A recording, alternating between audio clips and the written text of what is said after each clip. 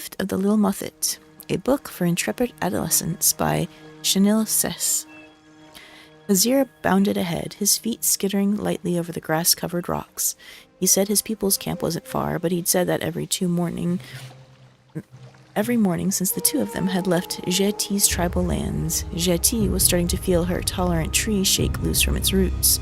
Still, Khazar promised that his people were nearby and that they had no intention of moving yet. Jeti believed him, for what else could she do? Her tribe needed the medicines that the Lilmothiit carried. However, her mother needed the cure. She was growing weaker every day. The sickness came out of nowhere. One day, 2 or 3 adults developed fevers. After that, the symptoms spread. The spread was slow at first. The healers would deal with the fever and patients who had trouble keeping food down. But then the healers' huts filled. The healers did what they could. Most of the time, patients were just kept comfortable. When the young Kit wandered into the village, claiming to have escaped from some slavers, Jeti was the first to approach him. For being so young, Khazir didn't speak like a hatchling. He remembered all that he'd seen since the slavers had taken him from his people. The route he'd traveled was still fresh in his mind, as was the place where the Lilmothiit had set camp. The majority of her tribe couldn't bring themselves to trust the Kit. The Lilmothiit and her tricks were too well remembered. But Jeti knew what could be at stake. She and the Kit gathered supplies and sneaked away, not 3 nights after the Kit had stumbled into camp. Now Jeti was starting to question her decision to trust Khazir. They'd been walking for so long that her feet had grown rough in new places, and the pack on her back was nearly empty. The dust of the road caked her throat.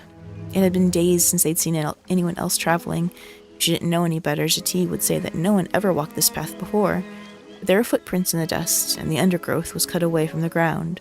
Someone had been here recently. They were just out of view.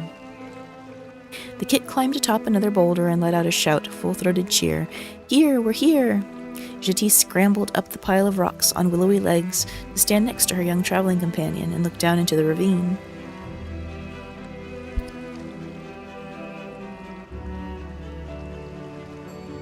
Sorry, I had a cough.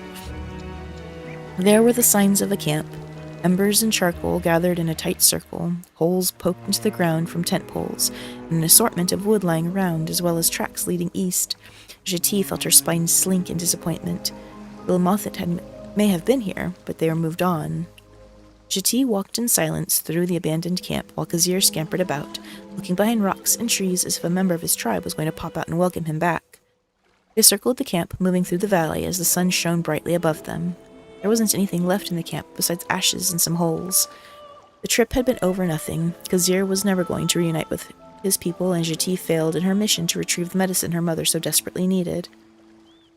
"Here, here," Khazir tore into a pile of discarded wood and wagon wheels. Excuse me. When he emerged, he carried a clay jar clutched between his hands. Jeti found her pace slowing as she neared the Kit. His ears were slumped in disappointment, but his eyes were bright. He removed the jar's lid. Inside, a thick paste reeked of pungent herbs. "What is that?" Jeti asked, turning her head from the smell. "Mother's mix. Clears all sickness. Good for Khazir, good for Jeti." Jeti almost didn't believe him. After all, he said his tribe would not leave him behind. "It's medicine." Khazir stared up at her earnestly and pressed the lidded jar into her hands. "Medicine. A gift from my tribe to yours." Then Khazir turned away. He followed the tracks east and never looked back. Jeti watched until he disappeared over the horizon.